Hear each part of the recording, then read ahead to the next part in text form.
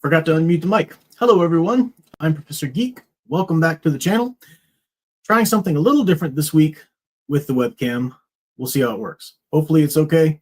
If it's still glitchy, then the journey continues.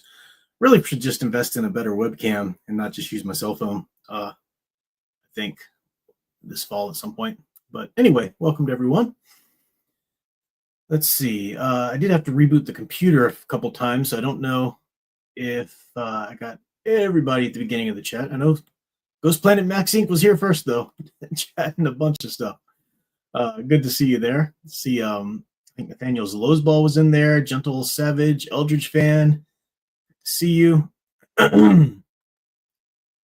Welcome to. You guys are chatting for a while there. Private Eye in Retrospectiva.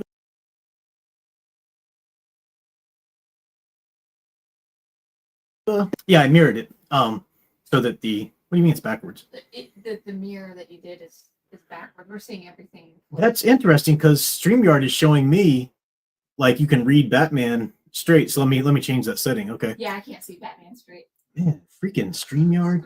Let me change that. I'll let you know. All right. Weird. Yeah, I thought it was weird because it said the mirror camera wasn't on, but it should be back to normal now then. So anyway, that's bizarre. But welcome, Big Al Presents. Good to see you as well. Let's see who else here. Ace Moic, great to see you. Eldrich Fan, super chat right out the gate. $4.99 says the author of one of my top 5 books put out his first new novel in almost 20 years. The first sentence was a dig at Trump. So glad I read the sample first. Man, that's actually something I'm going to talk a little bit about tonight. It just kind of organically came up from the movies and books that I'm reviewing tonight. I just saw this kind of common theme, which, yeah, it's such a pain in the butt. You say, sad but pass. Yeah, I don't blame you. I don't blame you. It's so annoying. I'm going to get into that in a second. I'm trying to hold them back right now because I'm going to get into that. Elf Runner, Leia Plus Size, Horrid Films, Crystal Ashes. Welcome, welcome. Of course, my dear sweet sound engraver. Another super chat from Eldrich Fan there. Say, regarding movies, I grew up watching Fearless Vampire Killers, one of my favorite. Then learned about Polanski, but the movie is still brilliant. A quandary. I don't know if I've ever seen Fearless Vampire Killers. Yeah, I don't know. I know what you mean. Like, you know, oh, then you learned about Polanski and stuff. Yeah. I don't. It is a little bit of a quandary, right? I don't at all look askance at somebody who says they won't watch something because this or that author or filmmaker was, you know, found out to be, you know, the PDF file, you know, in some which way. There is, though, a difference, I think, in it's all horrid, right? All of that is ridiculous. There is a difference, though, in the specifics of their crime. Just for me personally, as a film viewer, as a book reader, as a movie watcher, you know, if I'm really gonna turn my back on somebody's art that I had enjoyed at one point, it depends a little bit for me on the specificity of their crime, right? Because, like I said when I was talking about Jeffrey Jones.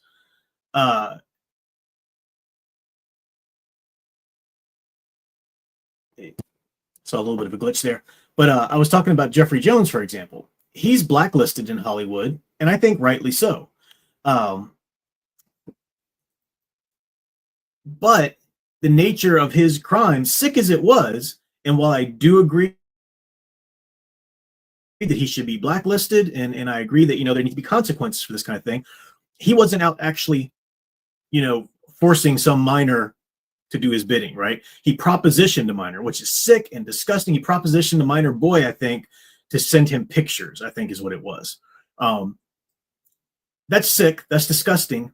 But that alone is not going to make me stop watching Beetlejuice or stop watching Ferris Bueller's Day Off. You know, I still really appreciate the work he did. I'm not saying I'm a fan of him personally or his, you know, whatever. There's also a, oh shoot, what's his name? A comic creator, Gerard Jones? He was a comic writer back in the day, and I never like followed him personally, but looking, I liked a lot of his books. He wrote a really great history of comic book superheroes that I used in my studies and enjoyed that. And I read some of his Batman stuff that he wrote back in the day. Again, never really following him as an author. I just found these comics that I liked, and they ended up being by him. Well, much later, he was put in jail. I think the specifics are they found PDF file stuff on his computer. Okay. That's sick and disgusting and perverted too, right? 100% agree. Consequences all in there for you. But I don't think I would stop reading his comics that I loved growing up or stop consulting that really great history book that he wrote. I mean, I'm not going to promote him or support him or something, but yeah, I'm not going to stop enjoying that. It'd be a different thing if you're dealing with somebody who, like, for example, I back in the day when I was just growing up as an evangelical, Protestant and whatnot, I was super into Christian rock, the CCM movement, and some of you maybe used to be in that or know about it. But one of the big scandals right now is what's his name? Michael Talbot, I think is his name. Talbot. Anyway, he was a big deal. He was in DC Talk back in the day, which was like the huge Christian rock band, and then he started fronting the Newsboys, which was the other huge big Christian rock band. And it's finally come out now that he's been propositioning young boys and getting them, having them over to his house, minors even, getting them inebriated and engaging in actions with them on against their will and stuff. I was like, man, no, pass, hard pass. I can't support you. I can't go back and still enjoy some of the stuff you've done. That's just like, man, I just can't do that, So it is a quandary. It's something for everybody to answer for themselves. I don't think we should be so quick, though, to say that if you enjoyed this old Polanski film, that suddenly you can never watch it again because of what he's been found out about and stuff. I don't know. It's just I don't think that equates supporting him or what he did necessarily. This is something each person has to kind of answer for themselves in terms of that. So it's a good point.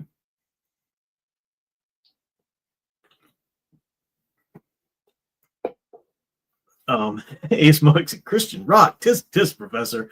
I may not listen to stuff like Venom anymore, but I wouldn't consider listening to Christian. Well, you didn't grow up like I did, Ace Moix. I grew up in the evangelical womb, of CCM and all of that stuff. Now, it was never like all I listened to by any means. I grew up with good, solid rock, and but no, I got into that for a while. And I will say that there was some good musicianship even within CCM, like listening, learning this about the Newsboys long before that guy Michael Talbot joined the Newsboys band. They had a bassist / singer named Phil Joel, and going back and looking at some of the old music he does, like, man, he actually really influenced my bass playing a bit. Because I would listen to those songs and his stuff. This was before the Talbot guy came into the band or anything. But yeah, no, I'm not a CCM listener now, and I think CCM's, I don't know if it's going to survive this. I think it's kind of dead on arrival. It's not going to go away completely, but I don't see it, really coming back because this was a huge blow. But anyway, that's a topic for you. Just a plug at the beginning of this stream. Do check out my cassette hiss. In fact, Sound Engraver, if you're listening, if you're doing something, if you're busy, no worries. But if you're, I know you're listening, but if you're in the middle of something on your computer, don't worry about it. But if you can drop the link to my cassette hiss channel, I mentioned last week that I am going to start posting content to that, and I'm just about ready to. In fact, this week I'm going to start dropping some videos. That was the channel that I had started where I wanted to talk more about music and my favorite rock and classic rock and stuff like that. And I posted some videos on there of some of my favorite CDs. Like I've got my Aerosmith video and some Van Halen stuff on there. But I'm going to start using that channel to talk about my journey, forming a band now, which is what I'm going to be doing now with the, as I mentioned before, I've been practicing bass at least an hour a day. And I think I'm well past the level of skill I used to be at back in the day when I would play in bands and play in gigs and stuff like that. So it's a little bit different starting something when you're older, though, because you know a little bit more what you want. You're a little more laser focused, and you're not willing to deal with, put up with some stuff and whatnot. And you're not as social. You don't go out to classes or anything, or school and whatnot. So, but anyway, I'm gonna, whatever happens with that, I'm gonna kind of chronicle it on that channel, and I'm gonna talk more about music and rock and stuff. So, Sound Engraver will probably throw up the link to that channel. Cassette Hiss is what it's called, like the hiss you hear on the old cassettes and stuff. So, yeah. Ace Smoke said, didn't Wasp turn into Christian rock? No, Wasp. They were kind of the way the opposite. It was Striper you're talking about. Striper was started out and as Christian rock, but in the secular media. Like they had a secular record deal and everything. That was weird, but yeah. So anyway, that's my thoughts on that topic. Let me talk about the movie I wanted to. Yeah, Santa Graver said it'll take a minute to find it, so she'll drop the link in there in a second. So yeah, as I say in the title of the video, welcome to spooky season. I'm in. I'm all in. I got my pumpkin candle back there. I got a little clear ghost candle that had some really cool colors, but it was a little Dollar Tree buy, and it stopped working on my way to turning it on and putting it on the shelf. So, what are you going to do? But I'm embracing spooky season. I haven't quite decorated the house yet. I did turn some of my lights that I have on year round that I can change the color on them year round. They're just around a shelf. I changed them to orange for the season. But everything otherwise, I don't have the Halloween decorations up yet, but they will be up within a couple weeks probably. I start teaching again in the semester in a couple weeks, and after that, I'm probably just going to start hauling it out and putting it up because I'm ready for it.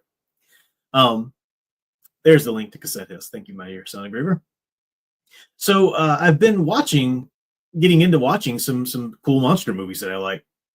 And actually, last night I started watching. I've never seen this. It's been on one of my I need to watch this movie list forever.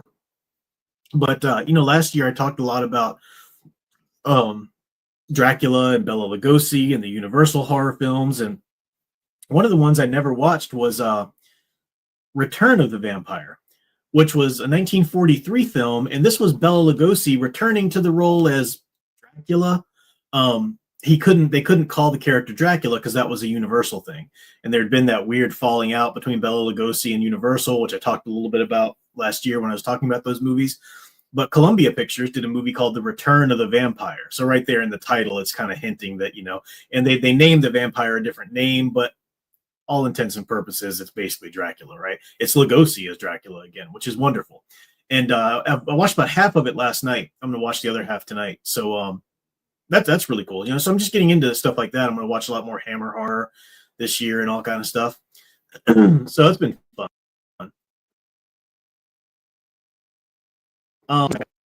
Continue. Alec Purdue, thank you for the $5. It's speaking of music and spooky season. Any Halloween themed song? Oh, dude, Halloween theme. Man, I've got a whole freaking playlist. Oh, man, we could talk about that for ages. I will do a Cassette Hiss video solely on that. Okay, solely on that. But right off the bat, there's got to be some Alice Cooper on there, right? Teenage Frankenstein, Feed My Frankenstein, Welcome to My Nightmare. So many great Alice Cooper songs you can throw on there. I like a lot of the old Halloween themed stuff from the 50s and 60s. Think of Monster Mash by Boris Pickett, but a lot of songs were done in that vein. And a lot of songs continue to be done in that vein in sort of a rockabilly style or something. I talked about the Phantom. He used to be named Alex Rother in the Phantoms. Now he's just the Phantom AD. He's awesome. Look up Phantom AD. Great guy. Really cool music and really cool musicianship. I got a cool werewolf song by Southern Culture on the Skids. I mean, a lot of cool stuff, along with the classics like Thriller and Somebody's Watching Me by Rockwell, all that kind of good stuff. But yeah, we'll do a whole video on Cassette Hiss about that because that's a fun topic. I have a sweet Halloween playlist that I play the poo out of that thing during the Halloween season. Alyssa, my daughter, just loves it. She's play this Halloween playlist and this and that. So, all right. So, speaking of monster movies, though, hang on, got another super chat here. I just want to get these. Well, I don't really have a big topic other than these, so I'm just going to hit some super chats here as I'm getting into it. The Imaginative Hobbyist said, "Hello, Professor Geek. Hope you and Santa Graver are both doing well. Who are your favorite film composers?" I'll let her talk about that on her stream. I don't know who she would say. I mean, we both like John Williams, obviously. I'm really partial to Danny Elfman. I think way more partial to him than she is. I love Danny Elfman. He scored my childhood. Older Gen Xers would say John Williams scored their childhood, and he did to mine to an extent. I mean, heck, I grew up loving going to the Star Wars and Indiana Jones and all that. But for me, being born in 79, I'm 9 years old in 89, 88, 89. And that's when, you're Edward Scissorhands, your Beetlejuice, your Batman, and then growing up and even into the Spider-Man movies and stuff like that. So I'd probably have to say Danny Elfman. But there's also the guy, what's his name? I'm blanking on his name right there, but the guy who scored Alan Silvestri, he was really great. The guy who scored Captain America, the First Avenger. Yeah, love that stuff. Speaking of scores, horror films are monster movies have some really cool scores. I like in the 80s when it got to be like electronic scores. Again, I can't think of the guy's name, but the guy who scored both the Terminator movies and Fright Night, the original Fright Night, really liked those scores. That was good stuff. So yeah. Of course, John Carpenter's scores, he did his own scores for all of his monster movies, which was great. Can't beat that Halloween theme. I mean, you just can't freaking beat it. So great.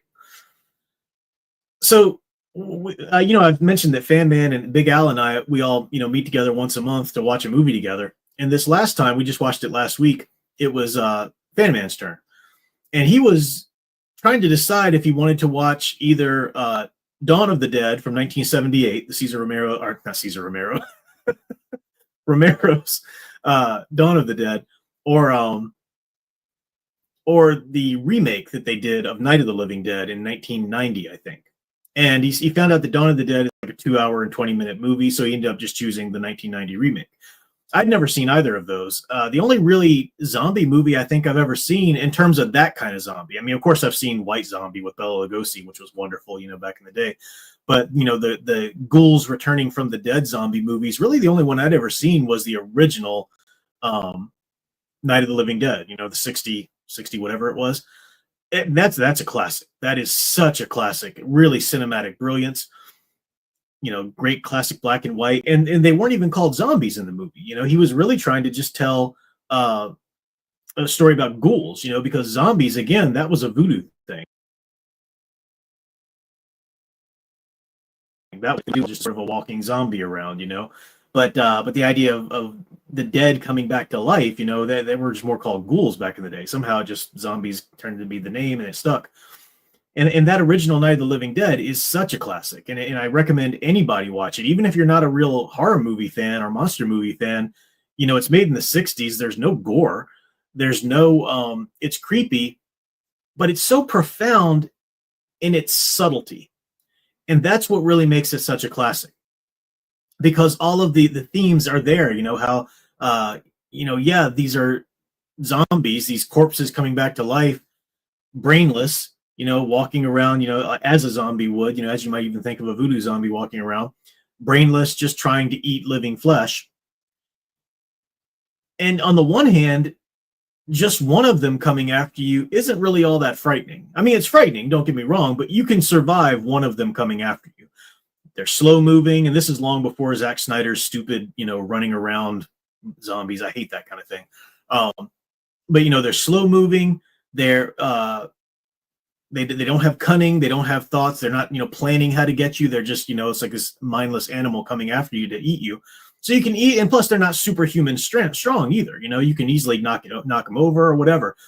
But in the zombie apocalypse situation, if there are countless thousands of these zombies out there, and you never know when one's going to be hiding around the corner that you're trying to hide, or you get about 3 of them together, get a hold on you, you don't get away from them before they bite you, and then it's over. They either eat you alive or you become a zombie yourself. So it's a really cool setup in that on the one hand, you can get sort of a false sense of security with it. Like, that's not scary. I can take that guy out, or I can get away from that guy. Yeah, but can you get away from 20 of them? Maybe you can get away from 20 of them, but can you really be comfortable and be sure that there are none right around the corner or underneath the table that you're hiding under or on top of the ledge that you're perched on or whatever? So there's that great setup to the idea. And then, of course, the message of it, are we so unlike those living dead zombies ourselves? Now, I did watch the remake with Fan Man and Al, and it had Patricia Tallman in it, who's wonderful. I love Patricia Tallman. I've met her, at a con before for her work in Babylon 5. Of course, she was in Army of Darkness and a bunch of other things. And she's great in the movie. I liked the movie right up to the point. It also had, what's his name? The guy who recently passed away. He was in Candyman. He was in Stargate SG-1. He was, I forget his name. but he was awesome. He's also in the remake anyway. He played the the token black guy, as you'd call him in the original. But I like the movie, the remake, right up to the point in which the Candyman guy goes after the jerk, the father who's being a jerk, Tony Todd. Yeah, right after Tony Todd's character goes after the other guy, and they start shooting at each other. At that point, I'm like, pass, no, because I know what Romero's doing. And Fan Man told us, he said that, when he made the first Night of the Living Dead, it was he got a lot of feedback, got a lot of pushback on the character of Barbara, the young woman whose brother, her and her brother are in the opening of the movie, and she just goes catatonic. She just, she can't believe this is happening, and she's just like, she's just almost catatonic. And, she's having to be helped and saved and stuff like that. And he got a lot of pushback on that from the stupid feminists, of course. Oh, I'll give the woman, blah, blah, blah. Are you kidding me? That's perfectly realistic for a woman or even a man, depending on your emotional state, to be really traumatized into a freaking catatonic vegetable or something. It's something like that. I mean, that's not all of that. It's not all that unrealistic. And she wasn't the only woman in the film. I mean, there was the mother of the daughter and all this kind of stuff. So it was just stupid, but it's right in that era. It's right in that era where the seeds of everything wrong in our culture today came from the 60s, came from this stupid feminist, all of the critical theory. And I'm not even speaking politically. I'm speaking, if you study the history of critical theory at all, everything that's killing culture today and killing great art today really came about hard in the 60s there. Suddenly academics stopped studying literature. And as I've said, they started looking at literature or movies or art as ways to further a political agenda, not as a subject to be studied and understood, So, it all came from that era. And that was from that era. And apparently, Romero's the typical, he's sensitive to that, I guess, in so much way. I don't know a lot about him personally. So when we'll talk about what he did with Dawn of the Dead already. He already tried to I really like Dawn of the Dead, by the way, because I did watch the 78 Dawn of the Dead too, which we'll talk about in a moment. But he already tried to kind of push a little bit of strong womanhood in that one. But in the 1990 remake, Barbara starts out a really great character. She's got a good arc even. She starts out really kind of going catatonic, I mean, this is way too much for her. And she's in the house. She's with the Tony Todd character, and she kind of breaks through it though, and she has a moment where she's like, "No, I'm going to survive. You're right." He's helping her, and it's a really great progression with her. But then at some point towards the end of the movie, she becomes the only one who's holding it together at that point, even more than Tony Todd's character, and that's the crappy part because she starts snapping at him in one point. And then he starts going off and going after the other guy. And then she's the only sane one. She's the only sane one. And she's right. You ought to do what she says. And it's just like she became this, she stepped out of a natural character progression completely and just became girl boss Mary Sue all of a sudden that you're not allowed to question. She's the hero, And then the movie got really stupid towards the end. And it was the filmmakers, again, really trying to double down on this idea. There's a line, she's even looking at all of these rednecks, like using the zombies as target practice and torturing them almost, even though they can't be tortured because they're not, they're just brainless, whatever. But, just doing cruel things even to a body that was human at one point. And she's like, "Oh, we are them and they are us." And that just like, you remember what I said was what made the first Night of the Living Dead so great was the subtlety. Her even saying that line, "We are them and they are us." It's just, way to take a hammer and just, beat the snot out of the subtlety. No more do we have this subtle, profound message. Now we've got the filmmakers really trying to beat us over the head with what they're trying to say. And then the way it ended, it was kind of stupid too. It just wasn't like, you don't need a happy ending. The first Night of the Living Dead, that's not a happy ending, but it's a profound ending. You're like, yeah, that really is, and it makes you think. It actually, you take that with you, and it's a good message. It's just something that you have to think over. The 1990 film just blew everything beautiful about the first movie out of the water, and it didn't have to, because, like I said, 2/3 of the film was actually really well done, a really great sort of update, beautifully shot. It was quite good. But anyway, so I watched that, and it kind of ticked me off because Eldrich Fan had a super chat earlier about people who've written or whatever books that you liked in the past, and then suddenly you finally get something new from them, and it's just nothing but political agenda all of a sudden, like right on the surface, not even trying to be hidden. And we've seen that, those of us who've been following the whole, what we used to call them social justice warriors, in the comic world, or ruining all of our franchises in film, the woke ideologies coming out and everything. And one of the things that's perplexed us is how these creators who used to give us such solid, wonderful work. I mean, back in the day, Mark Waid wrote some wonderful stuff.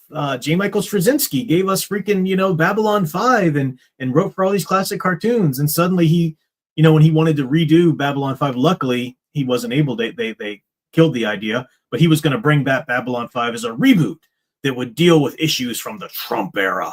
It's like, nobody wants to see that. Nobody. Stop it. And so many creators, just like it seems to us, suddenly went crazy. They suddenly just went psycho, pushing political agendas into all of this stuff, in which, that they used to give us really good classic stories. And you look at examples like Romero there from Night of the Living Dead, and they always had these ideas. They always had these ideologies. The culture in the 2000 teens came to the point where it gripped Hollywood and the media system, so the entertainment industry had just gripped it so firmly that it allowed them to go crazy with it, and even rewarded you for going crazy with it, which is ironic because audiences didn't, right? I mean, like it's going to go down in history that where people are going to look back on moves like the Ghostbusters 2016 or the Star Wars Kathleen Kennedy nonsense, and people are going to look at that and just say, what a boneheaded move. People are going to look at the MCU and see like the hard pivot towards ideology and how it just tanked, and no one cares about it anymore. They're going to see all that, and it's because of that. The culture just got to a point where it started allowing these creators and even rewarding them for going crazy with their ideologies and ruining story over it. That's the real problem here. You see it a little bit, as I said, in 1978's Dawn of the Dead. So this is what, 10-ish years later after the original Night of the Living Dead. And I didn't know this, but Fan Man was saying that Romero, that he made a deal with his writer. His writer, because the original Night of the Living Dead, they forgot to copyright it properly. It's in the public domain. They didn't really make all that much money, I don't think, on it and whatnot. So he made a deal with his screenwriter. His screenwriter got the rights to Living Dead, the phrase Living Dead. But Romero got the rights to Of the. So Night of the Living Dead, and this was Dawn of the Living Dead. Later he did a Day of the Living Dead.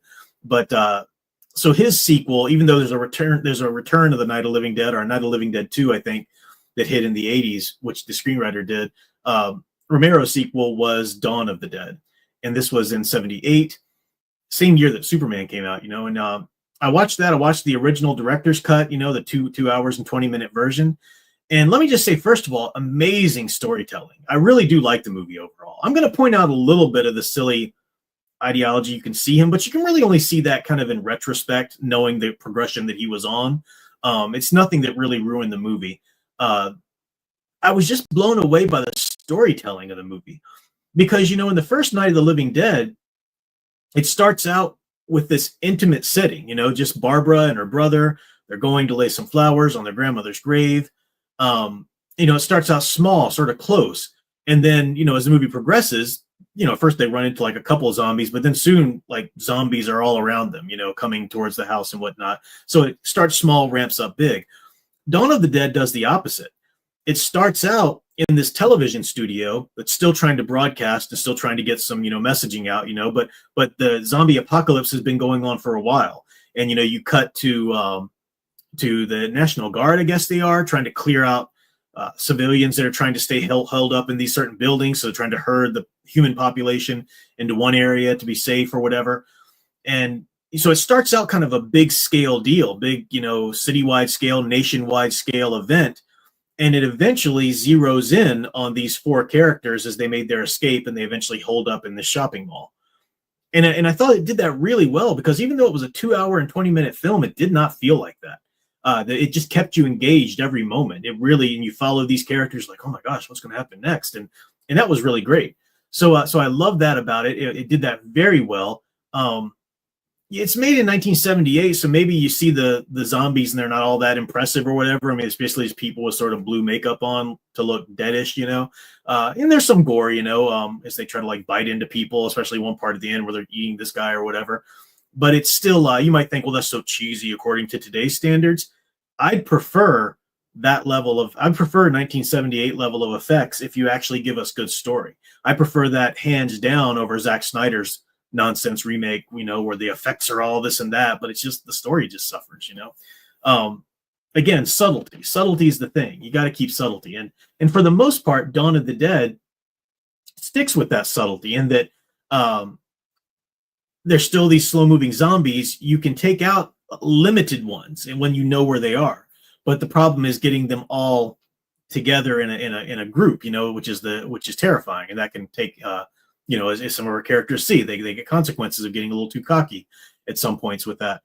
So that was really great. I like the idea of these characters just trying to survive, just trying to, this little utopia, this little shopping mall that they discovered that hadn't been ransacked or anything. And they're able to clear it of zombies. They're able to kind of survive there for a time, and even thrive, for a time, because the power stays on, which is kind of mysterious. I think it has its own like power grid or something. So it's kind of it's really interesting. It's fun to watch them, how they're surviving and stuff like that. I have two things against the movie, which again, do not ruin the movie in general, not at all. But the agenda thing is one of them. I'll say first, because I've been kind of hinting at that. There is a woman, a main character. She's one of the four main characters is a woman. Now you find out very shortly in the film that she's pregnant. Okay, now I'm going to spoil you. That's not something that's so, you know that.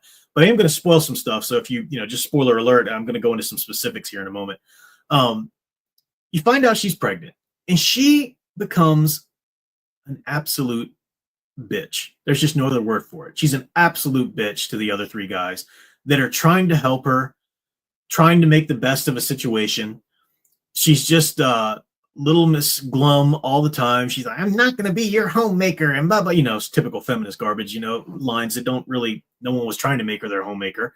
But she was sort of napping at one point where they were talking about what to do. And she's like, I want to be included and this and that. Okay, sweetheart. No one was trying to, you were asleep, for crying out loud, or they thought you were asleep. You're in the other room. But anyway, whatever, that's fine.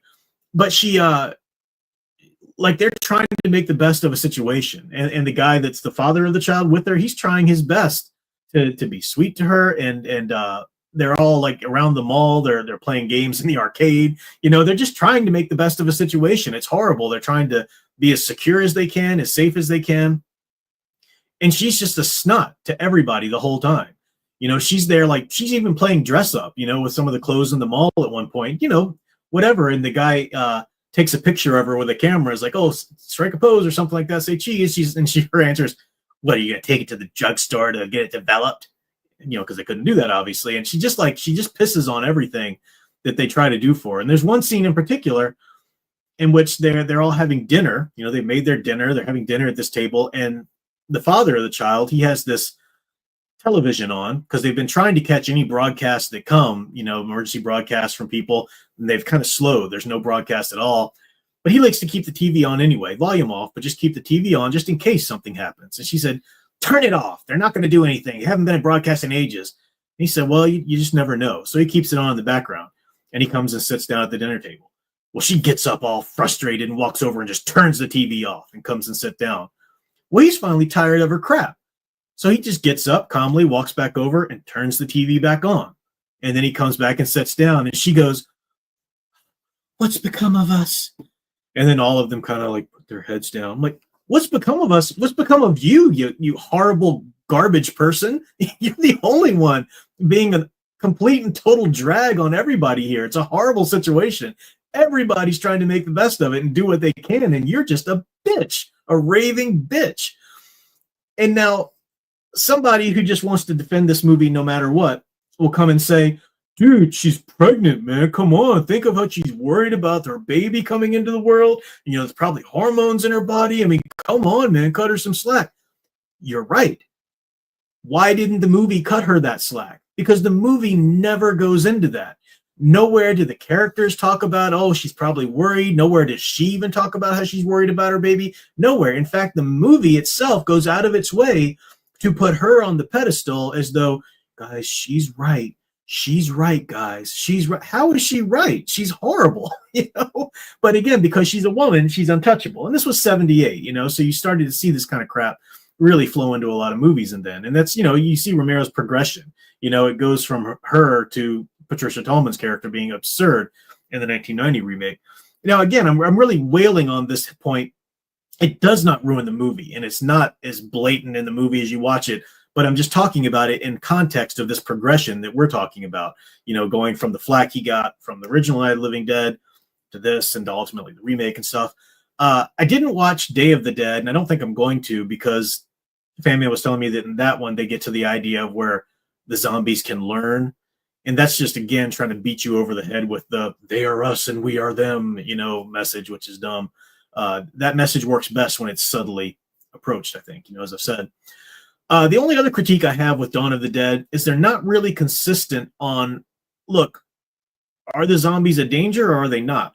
Because you run into this biker gang eventually that just has no problem with the zombies whatsoever. They just pull up in a van, they jump out, there's zombies surrounding them on everywhere, and they're just laughing and punching them or pushing them aside or shooting them this and there. And, our characters that we've been following, and some of them are militarily trained. I mean, they've got really good training.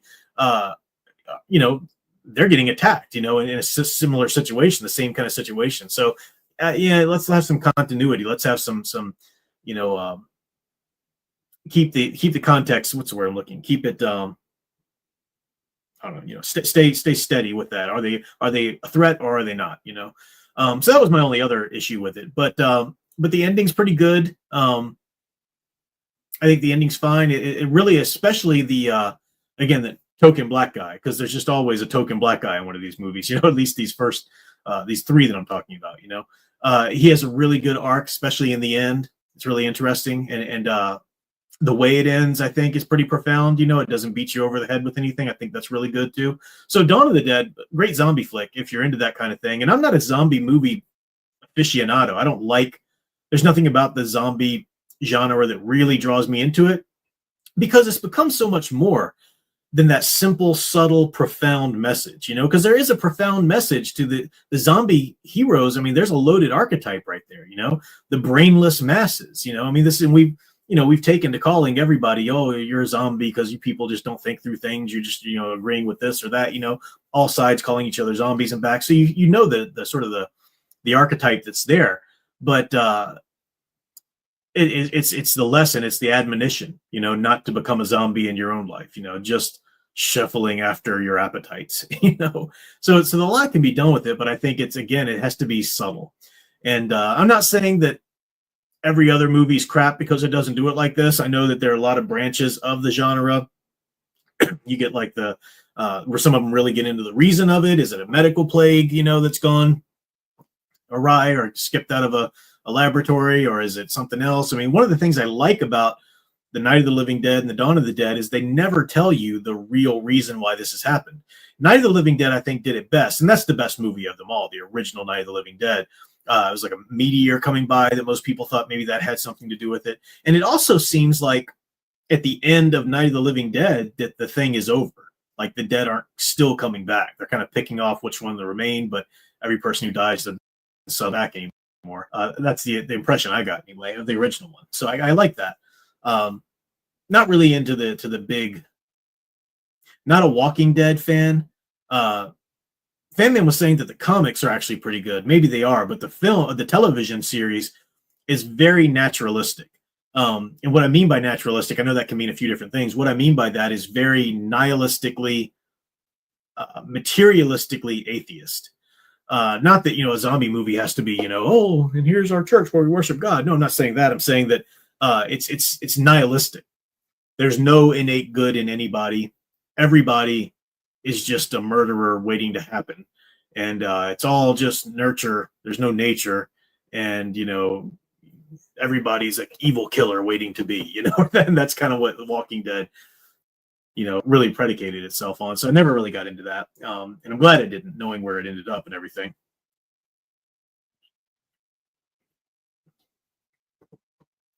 So those are my thoughts on Night of the Living Dead and Dawn of the Dead. You got a super chat here from a dear sound engraver. Said artists and writers didn't have enough self-reflection before 2016, which you need if you pursue a career in the liberal arts. Trump derangement syndrome is so sad to see. It really is. And it's not just Trump derangement syndrome, because we saw this starting to happen even before Trump, right? Even before Trump came into office the first time. It's this ideological mindset. Me and everybody who agrees with me are right, and we are the good guys. Me and everybody, sorry, I glitched there for a second. Me and it's the ideological mindset is that me and everybody who agrees with me, we're the good guys. We are right. We are on the side of the angels, and everybody else who disagrees with us are either ignorant or evil. And if they're ignorant, when we need to present ourselves to them and make sure they understand the real truth. And if they deny it, then they're evil. That's the leftist, extremist leftist ideology right there. And that's never really been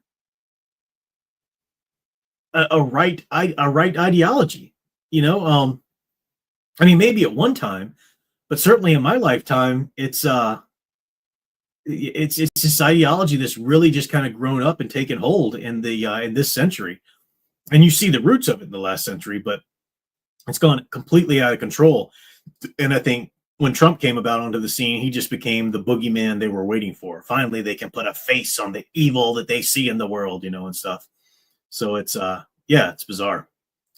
The other thing I have to review here is it's kind of like Dawn of the Dead. It's something that I liked. It's good, but I do see a little bit of that, trying to a creator trying to retroactively push some or fix some issues with an old property or whatever.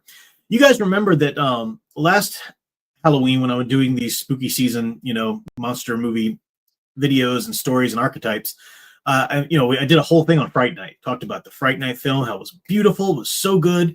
I talked about how I even loved Fright Night 2 from 1989. I don't think it's like exactly the sequel that it should have been or whatever, but I think it's really just gets undeserved hate. I think it's a really great film, especially, as I said, if you're a Dracula fan and all the little, nods they try to do to the Dracula novel in that. I thought it was quite good. And again, directed by the same guy who did It, and, great cast in it and everything.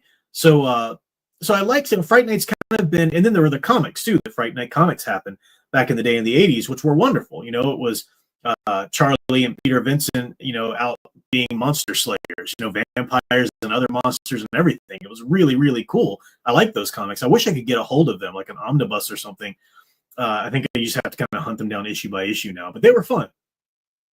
I also talked about last year how Tom Holland, the writer and director of the original Fright Night, he wrote a novelization of the movie, and there was already a great novelization done of the Fright Night movie back in the day.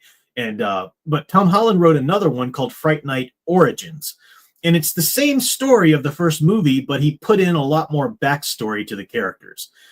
He answered a lot of questions about Jerry Dandridge's past. What era did he become a vampire? And really packed in a lot more of the sort of world building mythos, and that was fine. The biggest problem I had with Fright Night Origins, though, as I said, was that he turned around and made Evil Ed gay. There's this whole, when Jerry Dandridge bites Evil Ed and turns Evil Ed into a vampire, and Evil Ed's, you get his sort of interiority about, the masculinity of him is drawing him to him. And, he'd always been attracted to men, but couldn't really say it. And I talked about how that's absolute garbage. That is crap. That wasn't in the first film. It wasn't in the story. It wasn't anywhere in the story. And for you to try to kind of fold that into it now is basically, it's a virtue signal. Because what is the message there? Oh, any high school kid who's sort of an outcast, likes kind of silly thing or horror films, or everybody just kind of, socially awkward, they must be gay. They must have a secret reason. They're the really gay. It's such a stupid move. And I talked about how it was a boneheaded idea that Tom Holland really should be ashamed of. If you wanted to make him gay, then you should have had the nuts to do it back in the day when you made the movie, or at least plant the seeds of it in this character. And none of them were there. To Tom Holland's credit now, he did these comics with American Mythology Comics, I think. Yeah, American Mythology Comics, and they've been out for a while. They've been out for a while, but I ordered the Great Omnibus, and this is a really great edition. I got the hardcover that looks like a VHS, tape. And Tom Holland is overseeing it all, but he's got writers and some artists, even one of the artists who used to work on the 80s comics. And really cool story. Now, I will say to his credit that the Evil Ed being gay thing, suddenly it's like retconned in here. It is backwards, but that's the hardcover. It's read back.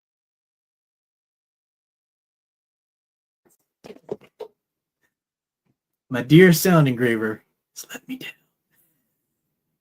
She told me to flip. It was backwards before. I put it in the chat, but I probably should have come. Yeah, you should have come. The whole time it's been backwards now. It's videos. I'm not gonna be able to cut videos out of this. All right. Maybe it's not mirrored now. Let's see. See that I knew I was right. I knew I was right. Anyway, this is the cover from the free comic book day edition of Fright Night, which is the same thing that's in the the hardcover here. But just a neat cover, you see some of the images and everything. But they retconned the whole stupid Evil Ed being gay in this continuity, which does take place in the continuity of Fright Night Origins. There's you get some of Evil Ed's backstory in this Fright Night Senior Year, and you find out like what happened to him after Dandridge died and everything. And the Fright Night Origins also shows how Evil Ed survived. Because you remember in the movie, you clearly see Evil Ed die. Peter Vincent clearly kills him, stake through the heart and all.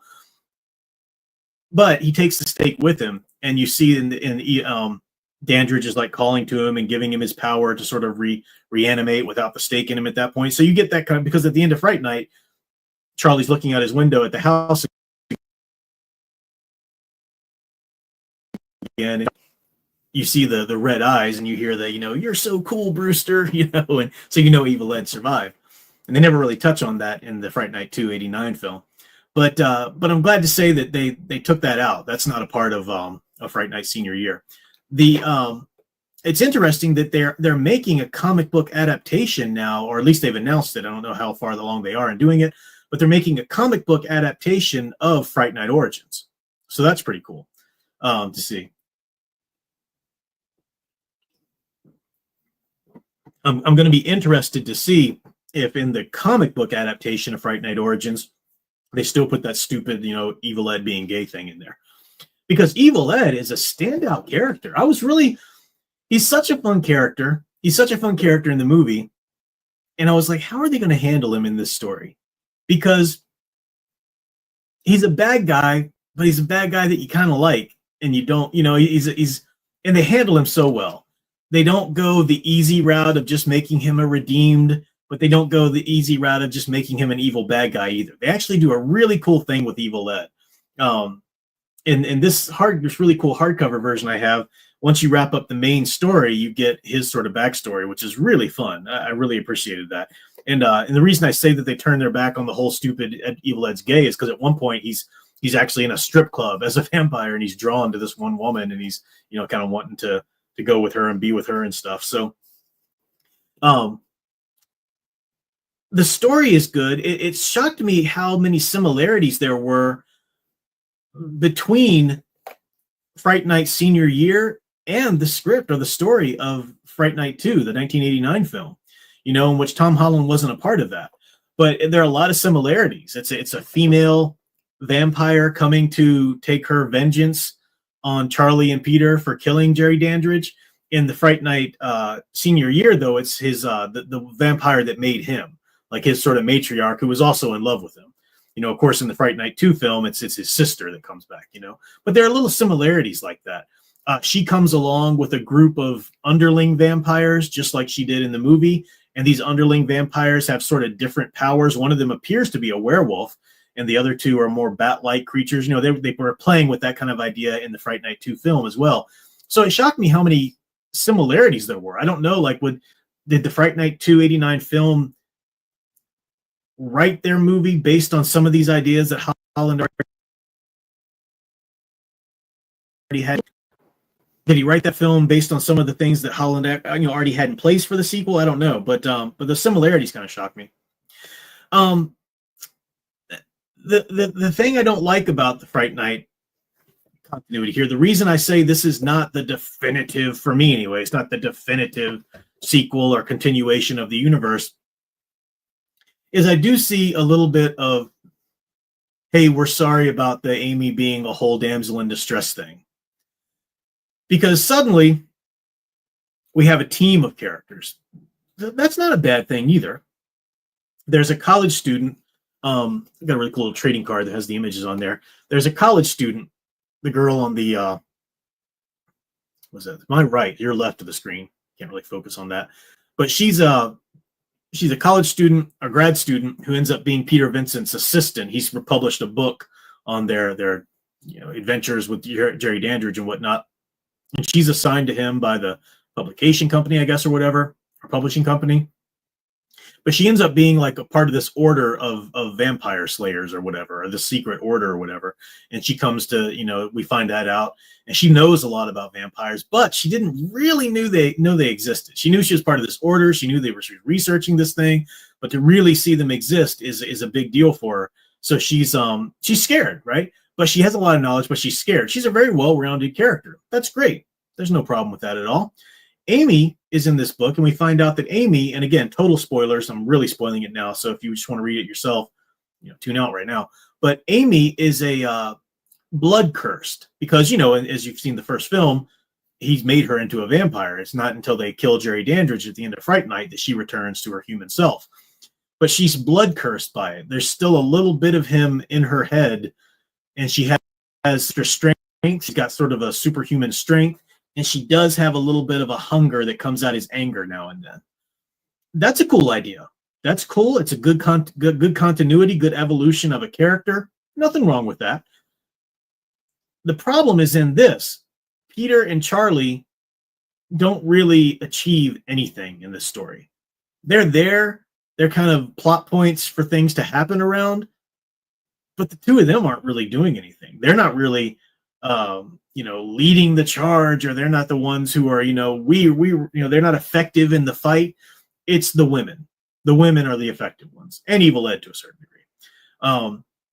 There's even one part where, and again, I'm spoiling things for you, but Peter Vincent holds up his cross against some vampires again. Wonderful scene from the first movie when he holds the crucifix up against Jerry Dandridge, and he's not, Jerry Dandridge says, "You have to have faith for that to work, old man." And then Peter Vincent suddenly has faith, and then really backs him down. It's a wonderful, beautiful scene. Well, there's a scene in the comic book where Peter Vincent, having gone through all of this, he should have some character evolution of his own. He should be a stronger person by now. He holds up the cross, and the vampire girl laughs at him again, saying, "Oh, you don't have enough faith for that." And Charlie's mom, who's there, again, spoiler, comes up to him next time and says, "That's okay. We'll have faith together." And, her holding the cross is enough to back down that vampire. And again, it's just, you look at the end and you're like, no, that's just dumb. That's dumb. And again, I think it's just that sort of overcorrection. It didn't need to be corrected anyway. There's a wonderful archetype of the maiden in distress, the monsters and maidens. That's a real thing. There's nothing wrong with it. It's okay. It's perfectly fine to have a team now, have this new character come in, have Amy, be strong. She goes off at one point, and Peter Vincent's like, "It's okay. She's the strongest of us all." And on some level, literally, she is, because she's got the blood curse. So physically, she's stronger. But that's not what he meant. That's what she meant. She's the one that's been through it, and she's the one that's leading. That nonsense is there, and that shouldn't be. It's fine if you want to bring her and make her a more active character. It's fine if you want to bring the other character in who's part of the order, but not at the expense of Peter Vincent and Charlie, who are our heroes from the first movie. You don't just make them useless because you want to bring in these strong women all of a sudden, So that really ticked me off. Another thing that ticked me off was they go a little too hard into the world building. The charm of Fright Night, what made that first movie so magical, is that it wasn't trying to be a new vampire universe, right? It was playing on tropes that you already knew as a moviegoer, because you're really in Charlie's mind. What if your next door neighbor's a vampire? And him and Ed are, trying to, think of the things that, hurt a vampire and stuff like that. that movie didn't try to flesh it out too much and tell us exactly the rules for vampires, definitively, because we all know that so many movies have been made about vampires, Dracula, and so forth, that there are a lot of different conflicting rules depending on which movie you watch, right? And the cool thing about Fright Night is that it managed just to sort of envelop them all. And it didn't really kind of come down definitively. It's not like, well, this is an Anne Rice, universe where those rules apply. Or no, this is a Dracula universe where those apply. It just kind of enveloped the whole vampire mythos, and it did it in a really fun, practical, capable way. This story tries a little bit to go into some particulars. Like at one point, and I think this is so dumb, the vampire who made Jerry Dandridge, she comes out and Peter Vincent holds the cross up to her, and she said, "That can't hurt me like it could Jerry. I was around long before Christ walked the earth." So, and then the girl from the order holds up an Egyptian ankh, and that's the thing that stops, the vampire. That's dumb. And then it's convoluted even further because later Peter Vincent throws this prop from a movie, the spear that's supposed to be like the spear of Longinus, the fabled spear that pierced Christ's side. And she's terrified at the fact that that might be coming at her until she realizes it's just a prop or whatever. But it's like, okay, well, do Christ artifacts hurt you or not? That's a core part of the vampire mythos, unless you're going like an Anne Rice vampire universe. If you're going the whole classic Dracula universe, then the vampire is a antichrist archetype, which means that's why the Christian artifacts, work against it. And so it's like they're trying to kind of pin down their own little universe, but they're not even consistent with it. So yeah, I can't hold it up and just say I heartily recommend this, guys. It's fun. There are a lot of cool ideas in it, some that I haven't even said yet, that I'm not just going to spoil every little thing. But there are some things that are pretty cool about it, primarily Evil Ed. I really like, ironically, what the comics did with Evil Ed that I didn't like what the Fright Night Origins did.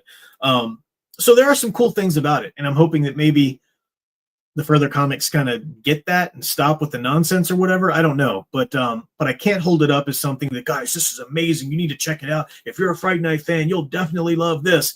No, there are some issues with it. But I don't necessarily not like it. I mean, I think it's, just like Fright Night 2, the 89 film. There's some really cool stuff in it. But I'm not going to hold it up as the definitive continuation of the universe either, So anyway, those are my thoughts on the Fright Night senior year comics. Also, just from senior year, you get the fact that this takes place the very next year in high school. It's not like the sequel film, which, saw Charlie in college and everything by that point. All right, I got a super chat here. Let me make sure that's the only super chat. Your Sonic River super chat was there. So the next one here is The Imaginative Hobbyist. Fun fact about Fright Night 1985, it was the idea of Chris Sarandon to have Jerry eat apples throughout the picture after researching bats. Yeah, bats eating fruit bats and whatnot. So they had him eating the apples. It's an interesting thing.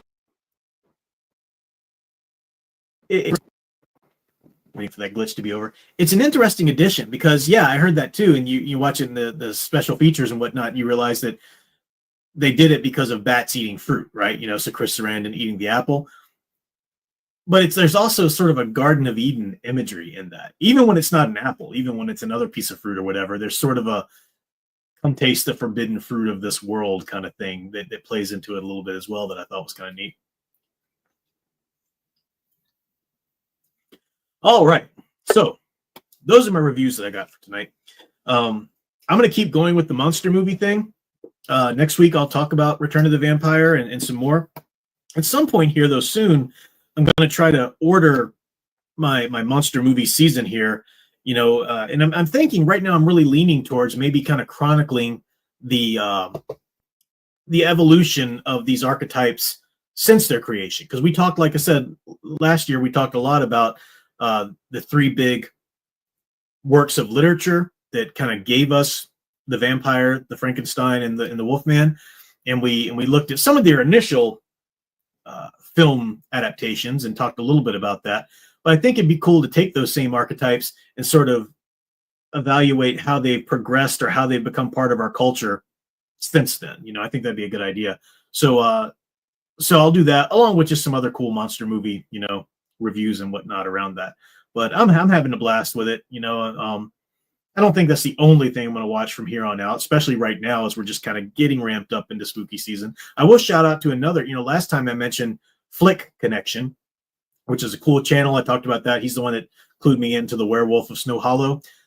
Again, just somebody who, just talks about all movies in general. Talks about a lot of movies I'd never be interested in the world, but he's just somebody who tells you where they're streaming, some cool movies. Another channel is a great resource to get some movie ideas.